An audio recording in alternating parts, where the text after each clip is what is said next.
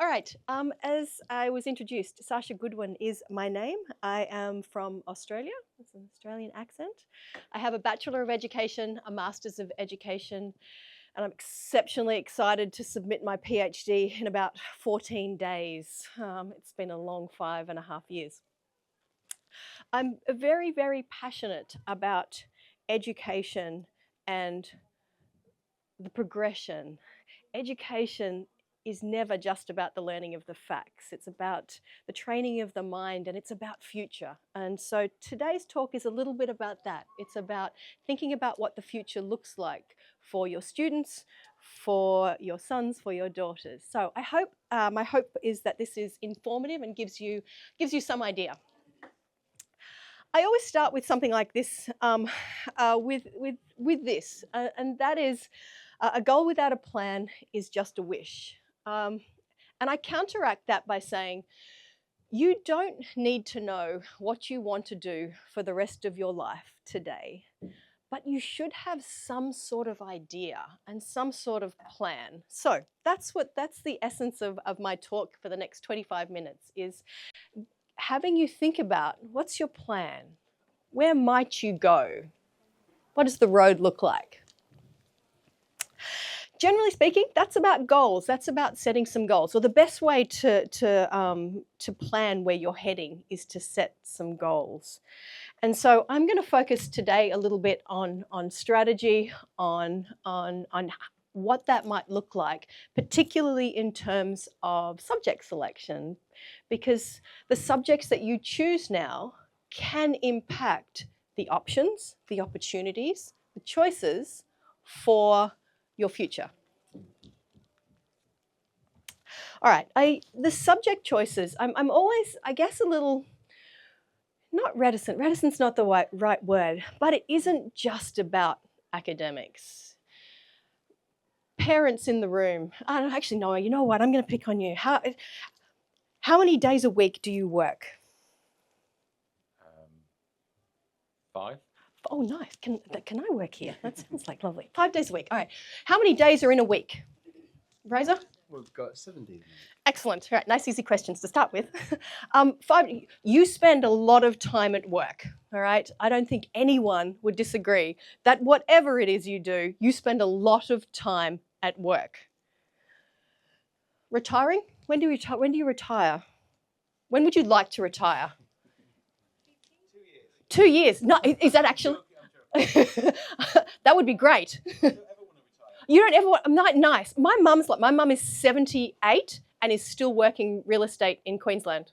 And if you want to keep working, that's fabulous. That's brilliant. But for some of us, I'm sure at some point we would like to retire. But again, for some of us, that probably looks like into our 40s, 50s, 60s, and maybe 70s. I have a point. My point is that we spend a long time working, so please make sure that you're enjoying what you do. So when you're thinking about subject selection or your future and IB combinations, I want you to think of a couple of things. I want you to think about, what are your academic strengths? What are you interested in? What's going to get you out of bed in the morning and be happy to go to wherever it is that you are going? Think about your future goals and think about your aspirations, because they're the 4 things that you probably really need to consider when you're thinking about subject selection. In saying that, there is no, let me preface this by saying there is absolutely no best kind of combination. What I intend to do today is to give you a bit of a guideline. If you're looking at STEM, you should look at these subjects. If you're looking at humanities, you should think about these subjects.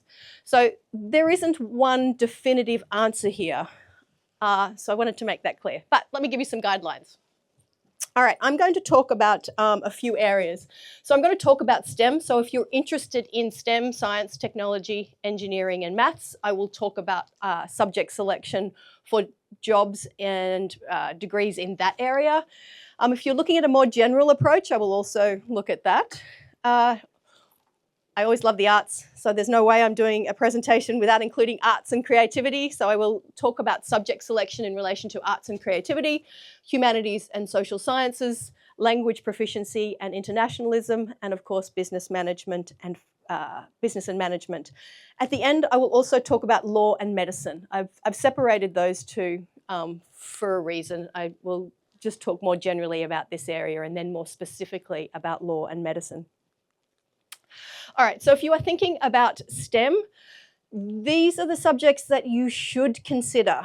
These are the subjects that universities are looking that you have completed. So maths HL, physics, chemistry HL, biology HL. You should also think about computer science in this area. It does strengthen when I talk to people at university, when we're looking at university prerequisites, computer science often features as an additional strength. It's also important that you are well-rounded. So even in STEM, it is not just about science and maths. English Literature SL or Literature SL also ensures that you are well-rounded. You're a well-rounded student. Any questions about STEM? I'll take questions at the end, but feel free to ask a question as we go along if you have a particular area of interest. Good afternoon. All right, humanities and social sciences. So it makes sense then that if you're looking at any degrees or employment in relation to humanities and social sciences, that you would think about English Literature, HL, language and literature. Very important, this area is critical thinking. Can you have that for me? History, HL or economics, thank you very much. And the reason for this, as you can see, is that both subjects sort of provide insight into human behaviour. So again, also important. You also should think about history, HL, or economics. Both of those are beneficial in, again, sorry, terms of human behaviour. And language acquisition. Anytime we're talking about humanities and social sciences, language, very effective and helpful in terms of cultural awareness. Multidisciplinary. This one's probably, if you're not entirely sure what you would like to do and you want to leave options open, then what universities call a multidisciplinary approach. So it's a more broad approach. So it's a balanced combination of subjects from different categories. So again, this, so as it says there, you might choose maths, biology, economics, English literature, visual arts, and a second language. Choosing a broad range of subjects means that you can certainly blend STEM, humanities, and arts, and your options might be a little bit more diverse. If you're interested in language proficiency and anything international, obviously you need to be fluent in multiple languages, or at least very interested in language acquisition. So taking language A and language B would be highly advantageous. Pairing languages also with history and geography are particularly advantageous for any kind of program degree in language proficiency. Second, lastly, we have arts and creativity. So visual arts HL, theatre HL. These for students passionate about arts and design, performing arts. Creativity is, arts and creativity, really broad. Lots of job opportunities, lots of degrees in terms of creativity and design. So pairing subjects with English literature, history, psychology, also, again, very well-rounded. Finally, in this section, business and if you're looking at a business or management focus, Maths HL, Maths SL obviously builds essential quantitative skills. Business management HL forms the core of curriculum. Language and literature, again, communication skills you can see a theme of communication skills being exceptionally important across most of these areas. Science SL offers a different perspective, but again, problem solving, so that could be helpful. And language acquisition, always, again, cross-cultural communication and skills in an ever-expanding global business world. Medicine and law. So I've kept these a little bit separate. I'm going to focus on medicine. So I'll focus on medicine and law and the differences. So law doesn't really have specific IB subject selections in any of the universities. Medicine, however, does. So if you are looking at medicine, most of the universities around the world are asking for biology HL, chemistry HL, physics SL or HL, mathematics, psychology, and language acquisition. Psychology and language acquisition more so is considered useful, not compulsory. Biology, chemistry, physics, maths, and sometimes psychology, depending on the university you're looking at, but always biology, HL, chemistry, physics, maths are compulsory. So if medicine is the area that you are looking at, please know that those subjects are absolutely compulsory. Law's a little different around the world when you're looking at IB subjects. There really isn't compulsory law subjects. These are, so when you look at, these are preferred subjects. So unlike, as I said, unlike medicine, there isn't compulsory subjects with law. English literature or language is always important. History, maths. What is really important and spoken about a lot is the extended essays. So EE, your extended essays, and if those can be completed in the relevant area of law, that's really useful. So your theory of knowledge is mandatory and for you and highly transferable to law. And of course, again, language acquisition. Does that make sense? Is there any clarification that's needed there? Do I have anyone interested? Hands up if you're interested in medicine. Medicine? Where would you like to go? Do you have a, is there somewhere you have, do you have a goal? What's your goal? Japan and Australia? Nice. Both do medicine very well. So you, honestly, either of those choices, you will not go wrong. Yeah, well done. All right, law. Who's looking at law? Anyone looking at law? No? No one looking at law? Oh, I'm so sorry. Law, okay, so where are you thinking about for law? I'm thinking of England. England? Why England? Because I see that the environment there is like there's focus in law and the need of law there is quite high. Sure. By environment, you don't mean weather, right? By environment, you don't mean weather. You know it gets really cold there. Okay, good. They also do law very, very well, obviously. Do you have a particular university in mind? I think LSE or King College. Okay, nice. Yeah, both of those are brilliant choices. Excellent. Okay, awesome. What area of law? Do you have an area of law that you're interested in? I'm thinking of like international relations. International relations law? Excellent. Oh, wow. I look forward to seeing you on the world stage doing that. Excellent. My second session will talk a little bit more about university life and the transition and what that might look like. I'm very interested in the transition. I'm currently doing some work with Vin School, looking at the gap between the transitioning from high school to university, because I think it's a big gap. I think the gap between high school and university, I mean, it's big everywhere in the world, but I think there's some real challenges. So questions, queries, can I clarify anything? All right, I have a question for you then. Students, all right, students, what do you think is the biggest challenge in leaving high school? I'm going to come up here. So girls at the back, I'm going to come up here. What grade are you in? Grade 9? Grade 11. All right. I'm grade 10. Grade 10. All right. I'm going to ask, please may I ask you a question? Thank you so much. What do you think is the biggest challenge that you will face leaving this amazing school and going to a university? What do you think will be the biggest challenge? I think the different environment. The different environment? Sure. What do you think is the biggest challenge for you?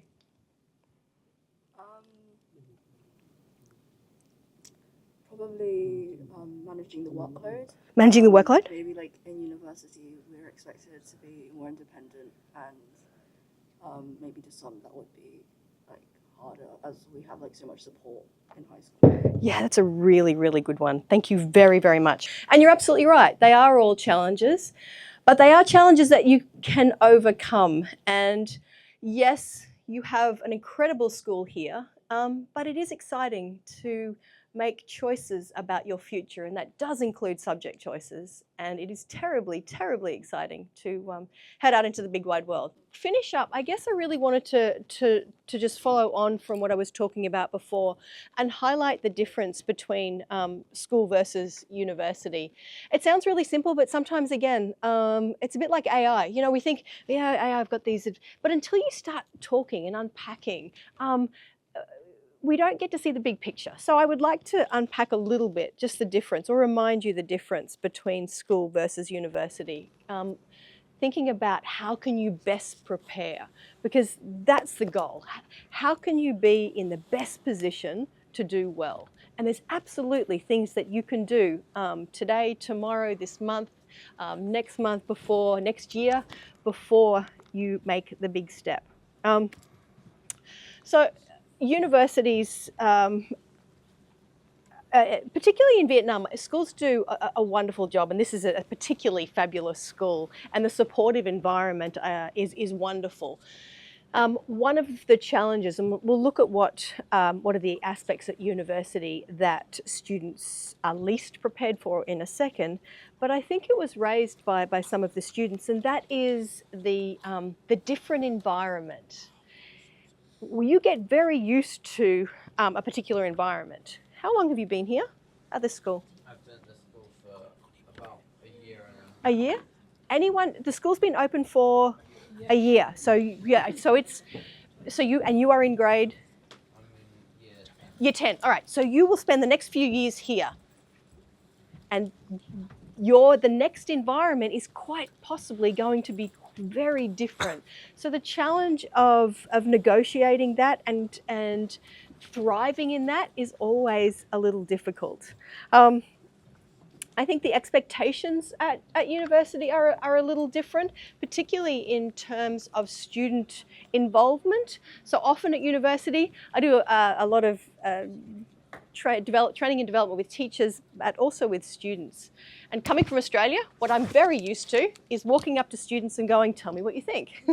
That's what we do in Australia. I think at university, I certainly find with some of the students that we have, that's really confronting, to be asking your opinion and tell me what you think about topic A. So that's probably another one of the challenges.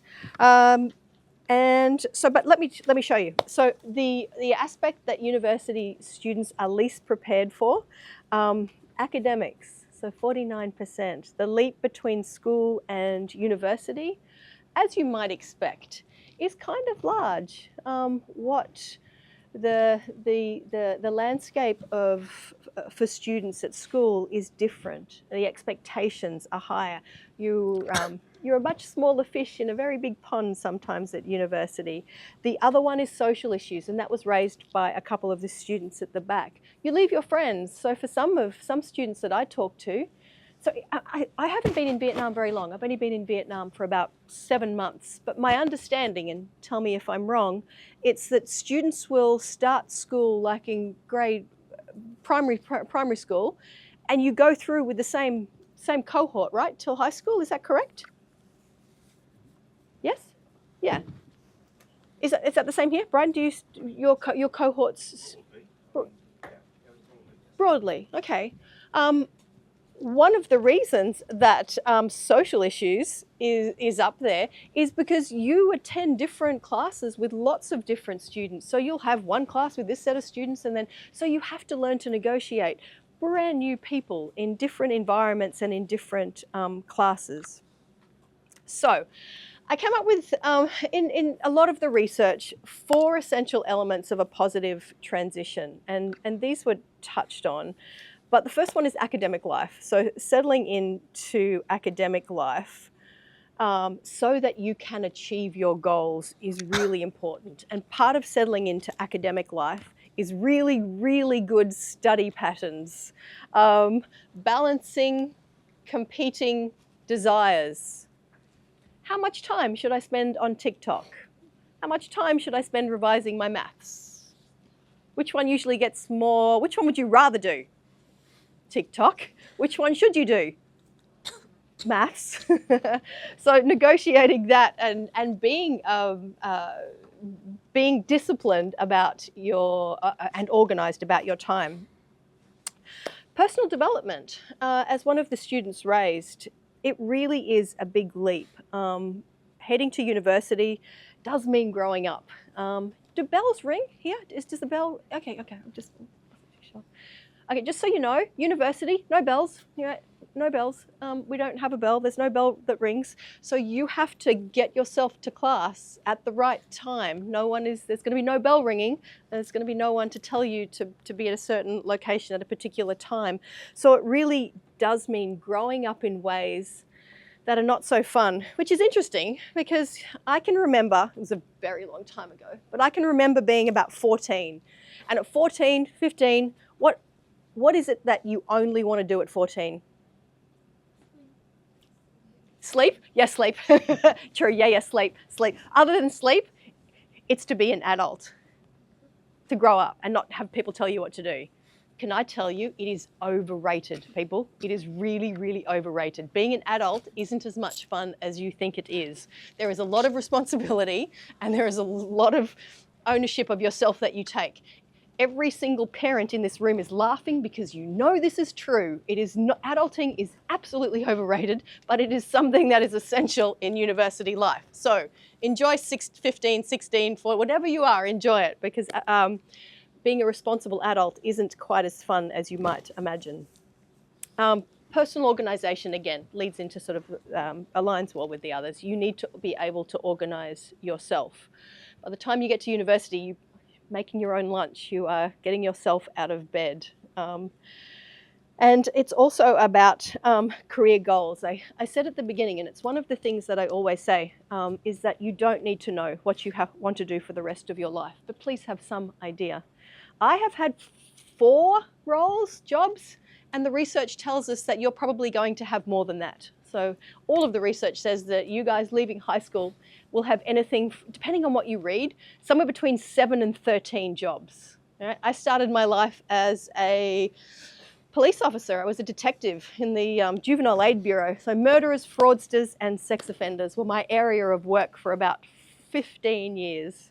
I then decided that academia was going to be a great place. So education and private industry. So you will do the same. You will do the same. You will have many careers. So you definitely don't need to know what you want to do for the rest of your life. But it is only one life. And please have some sort of a plan because it slips by very, very quickly. One of my favourite sayings, proper planning prevents poor performance. Are you prepared? Have you thought about subject selection? Have you thought about where you would like to be? I won't put you on the spot, but just for 10 seconds, if you could fast forward 5 years, where would you like to be?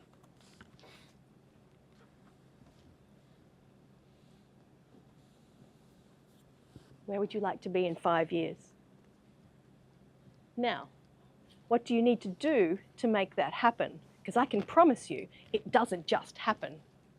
You need to make that happen. If you want to be somewhere in 5 years, you are the master of your ship. You need to make that happen. And to make that happen, what do you need to do? What do you need to do to make that happen? What subjects do you need to select? What kind of study? Habits, that's what I was looking for. Study habits. What study habits do you need to get there? All right, so my tips for you. Create an academic plan. And you've got some great support here, I know you do. You have some great advisors, you have some great mentors here. Create an academic plan. Again, I promise you, it doesn't just happen, all right? It really, really doesn't just happen. Create a plan. Develop good study habits. Most important. If you have any desire to attend university or future study, please, please, please develop good study habits. Begin research. I'm from BUV, but I would never stand here and tell you, you must go to BUV. Like, no, you must find the place that suits you. It's really important. It's a huge investment, and it's important that it suits you. It's important that the university meets your needs and delivers the program that you want to do. Start to build some life skills. Get out of bed in the morning and make your bed. Start with the small stuff. If you can get the small stuff right, you'll get the big stuff right. Make your bed in the morning. Start to think about how you might be a little bit more independent. Do you make your own lunch? How can you be just a little bit more independent? And the other thing that I always advocate for is extracurricular activities. Be more, be better. Right? When you leave university with your degree and you go for a job, everybody will have a degree. All right? You want to be a doctor, you're interviewing at a hospital, everyone will have a degree. You want to be a software engineer, everyone will have a degree. All right? What can you do to be better? What can you do to be more? What can you do to get that advantage? Quite often it's extracurricular activities. All right, I wanted to highlight, I had this in the other slide, but then I've put it in here as a way to kind of give you an idea about expectations. I guess aligning with life doesn't just happen. If you want to go to Oxford, Cambridge, you will need an IB score of 42, all right? And that doesn't just happen, all right? You're going to need to put some things in place. You're going to need to plan. You're going to need to have good study habits. So these are the requirements for UK colleges and US colleges. Any surprises there?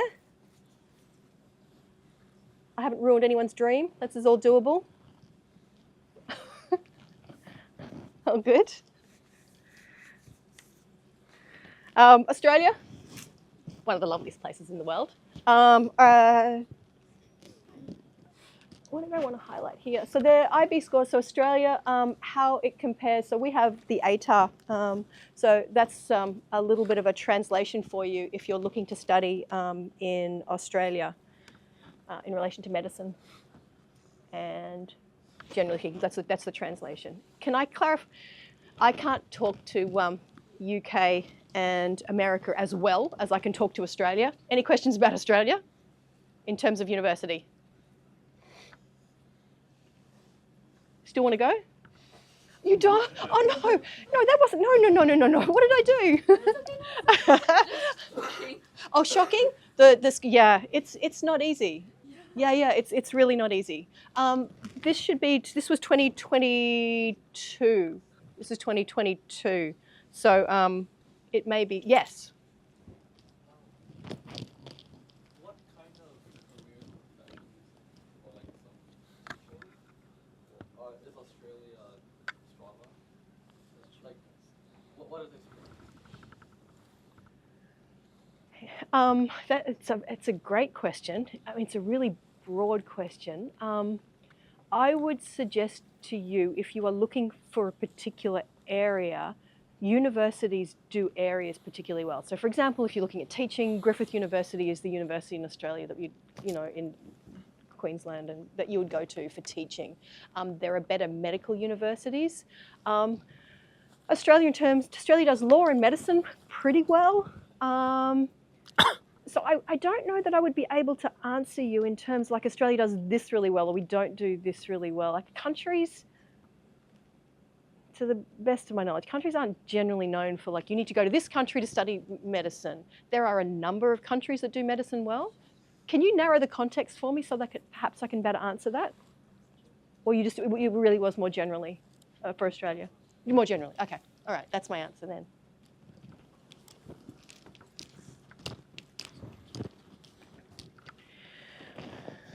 All right, this kind of goes along with what I was saying before. Life isn't about finding yourself. There's lots of kind of, kooky quotes about, we need to find yourself. It is about creating yourself and with intention. And that's really what I want to tell you. And the point of my talk today is intention. Make intentional choices about how you want to study. Make intentional choices about your subject. Make intentional choices about where you would like to be in the next 5 years. And I absolutely am very sure that you are ready. I want to Thank you for having me and wish you every success on your journeys. It is a crazy ride, and I promise you at some point you will look back on your time here and your time before you were an adult and be really, really grateful for it. So thank you very much.